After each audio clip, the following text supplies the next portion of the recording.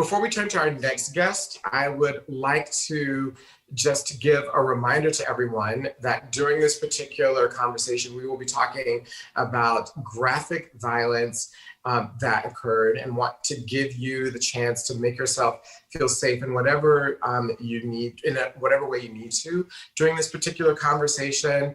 If you feel the need to mute us for a little bit, you should know that this conversation will probably go for about 12 minutes or so, and then you can come back and join us for the last conversation if that's what you need to do. But we want to give you that heads up before moving forward. Well, right now I am so honored to have Lana Madison Labeija join us. Lana is a sex worker and a survivor of violence. She will be telling us her story for the very first time tonight. We'll be hearing the details of what happened to her and why the result of her case underscores our collective responsibility in ending violence.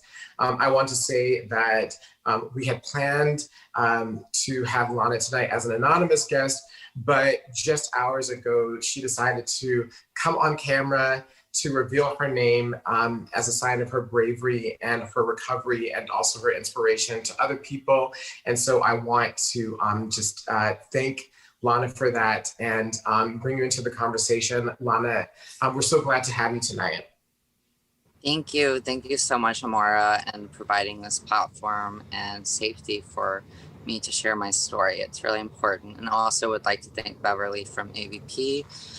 They were part of, the org that was there for me right after and helped me through the grieving process,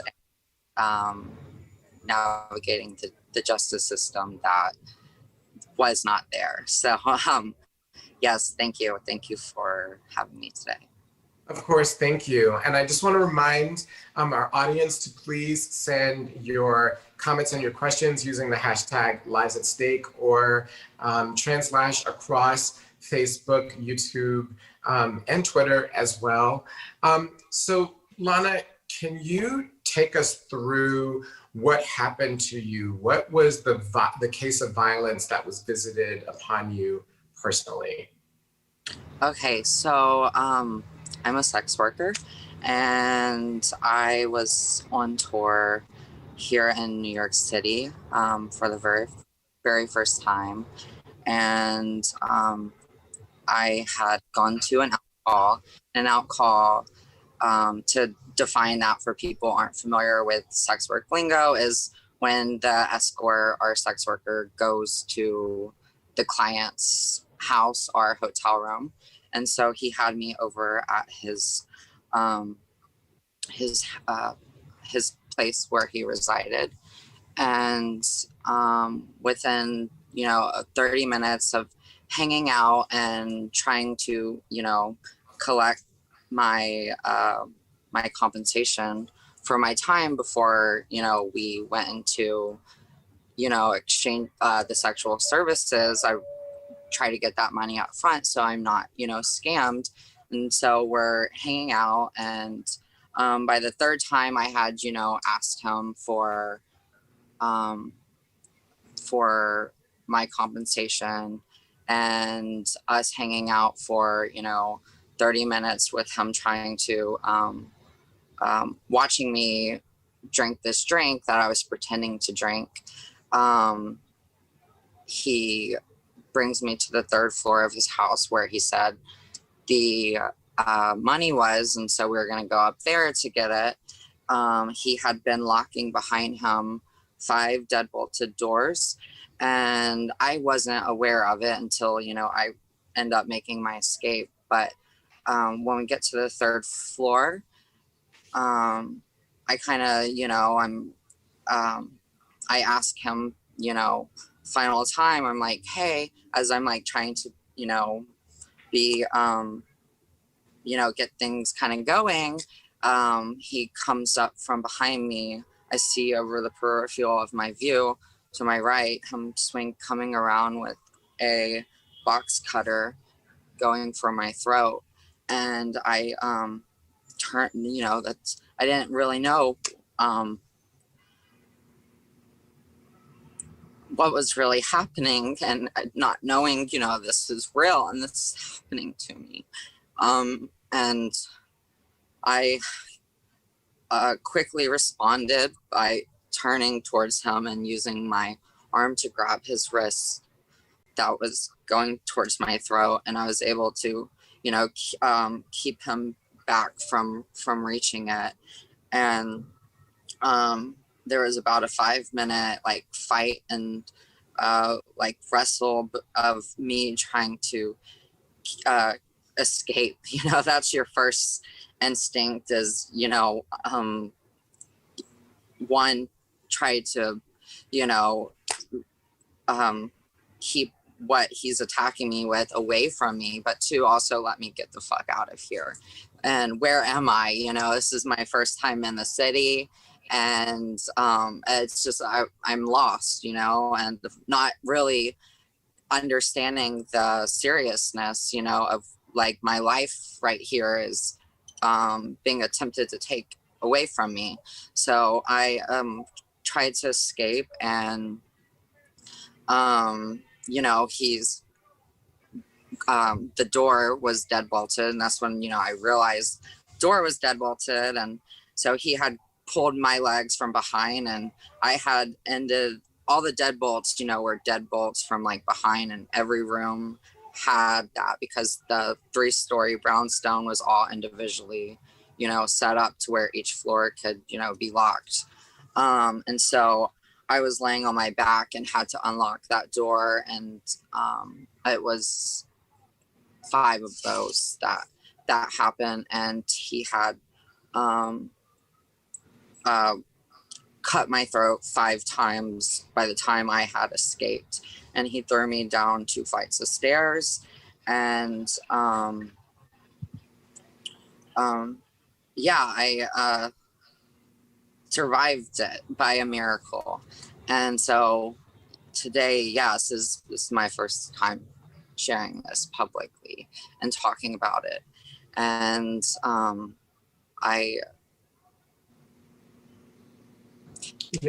Yeah, I think, you know, I think you survived it because you fought. I think, you know, we haven't gone through all the details, and unfortunately don't have the time to, but it was a harrowing escape for you to leave that house while injured, while repeatedly injured, while being beaten.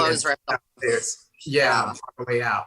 So, and then you had to escape the property by climbing over a fence. It was alive. It was alive.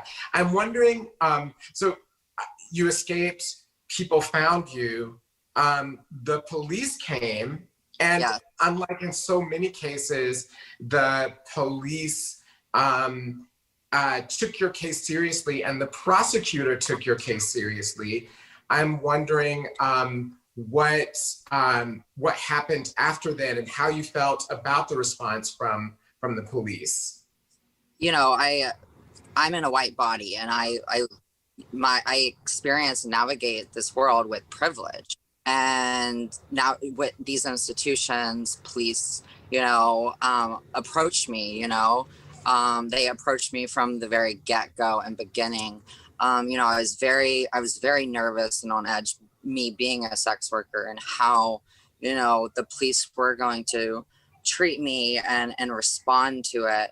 But my experience was, it was very positive. And it was also because I got to see very clearly, and they were very transparent and upfront too, why they were helping me. And it's because I didn't, quote unquote, look like what a prostitute looks like, and also what a trans person is supposed to look like. They were just shocked and stunned, you know, when I told them I'm a trans sex worker and he was a client, and they were just like, you know, they were telling me this, you know, and just like, it was like just unbelievable, you know, after I just got out of that, you know, they're showing their assholes, you know. And but yes, they were really, you know, supportive to me because of that. And the DA when they picked it up as well, that was, you know, also a you know, they were, you know, prosecuting on my behalf, trying to get this guy, you know, locked up. And unfortunately, the grand jury just like, I think it's when they acquit. I think that was what today for Breonna Taylor, it was the grand jury that had acquitted the men. And so I think it was similar kind of case where the grand jury determined to not move forward with the charges. And we were all very confident, the DA's office, you know, everyone kept assuring me that this is a ballpark case. And so it was just very startling when I got the phone call a week later after the grand jury that the charges, you know, were dropped and he was acquitted. So, and that was because of the institutions like the DA's office or the police. Sure, they could have done better jobs in terms of like presenting their evidence and fighting for, you know, you know, they could have fought in a different manner and whatnot. But I think, you know, there's a saying apparently within, you know, law culture about it's, you know, it's really easy to get an indictment and anyone can get an indictment. Just so it was very, you know, for him to not get an indictment was really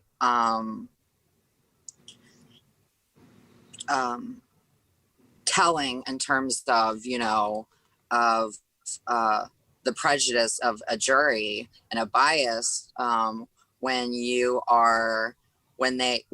are, you know, dealing with trans people, sex workers, people of color, and not, you know, serving the best interests of the victims. And in the case of me, you know, and so yes, I've had to live with, this having survived a really traumatic thing and live with that PTSD and live with the fears and, and always have to have these flashbacks, but also live, knowing, a grand jury in Brooklyn, New York didn't see my humanity. And I don't know what's worse to have to, live with, because one is, my future. And I, as a survivor, if this was to ever happen to me again, I would do everything in my power to avoid going through that justice system.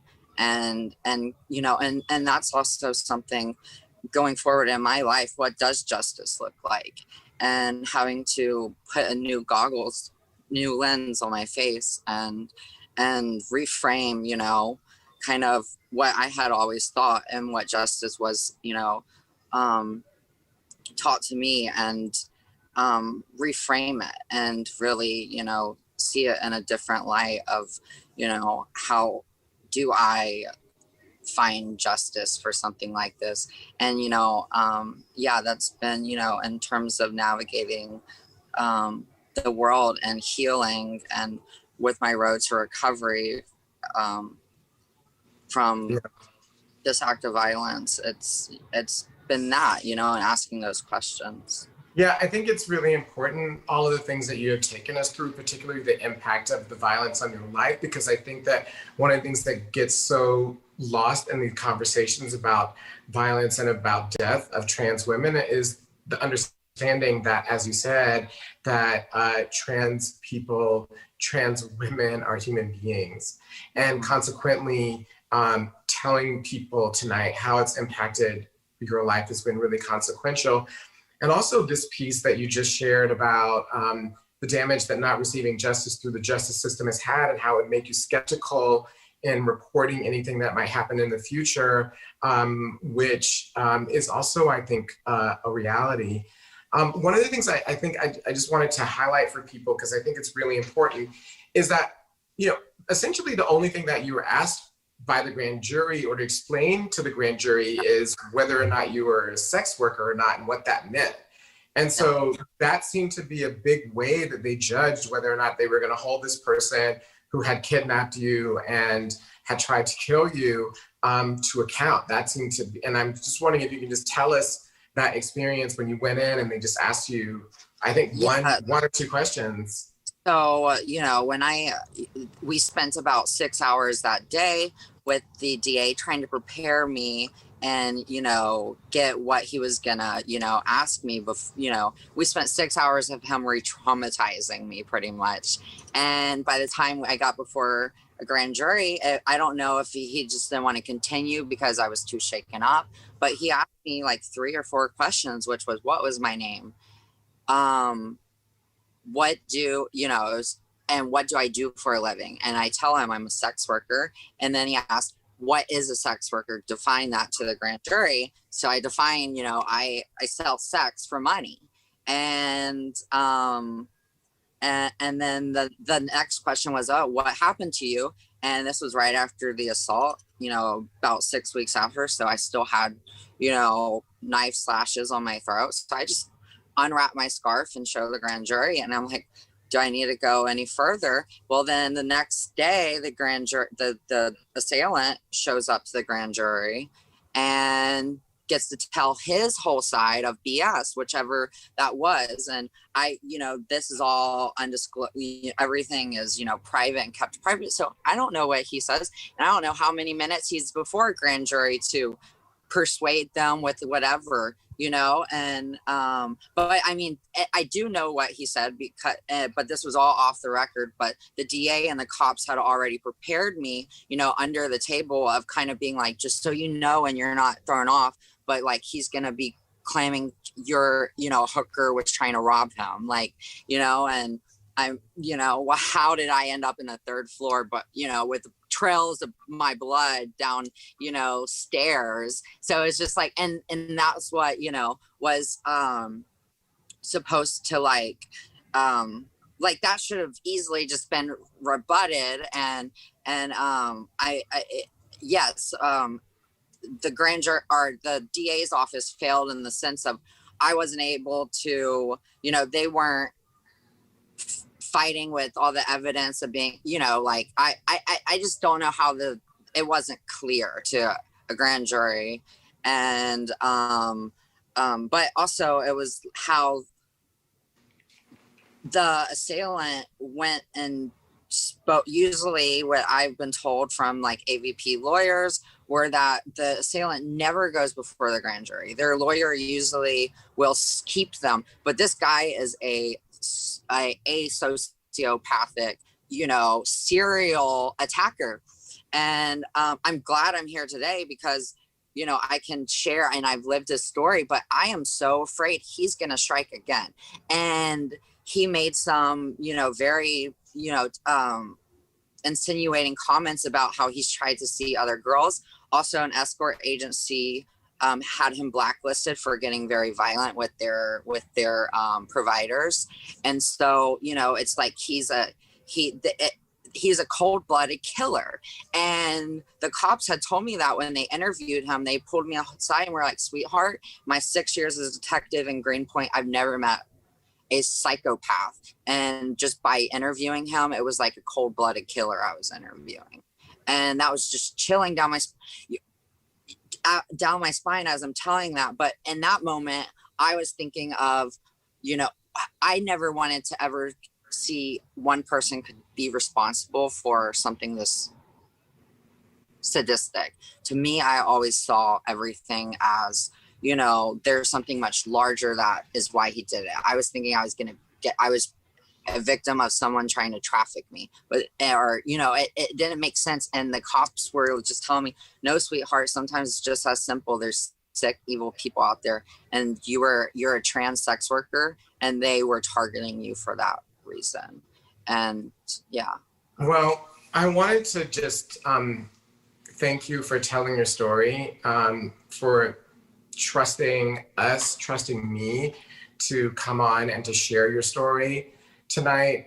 It was harrowing. I know that I speak for everyone that we are glad that you survived. While you were speaking, you received some audience comments from people like Jeslyn, who said to just tell you that that they thank you for coming forward and that they're sending you a lot of love. So there are a lot of strangers that you don't know who are sending you love tonight.